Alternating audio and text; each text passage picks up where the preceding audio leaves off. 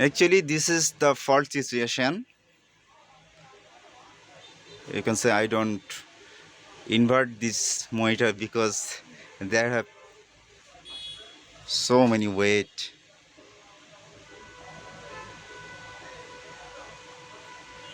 You can see there is straight line.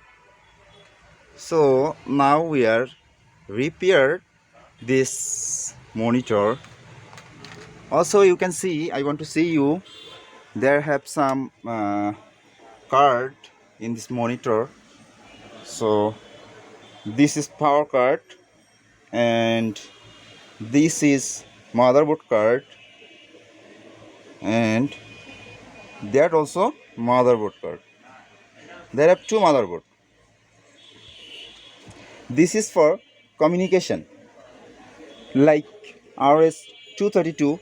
You can see there is RS-232, RS-422 and DVI, VGA, and finally there have power.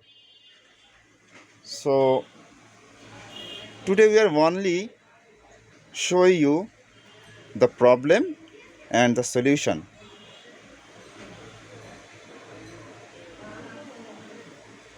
And this is the panel part.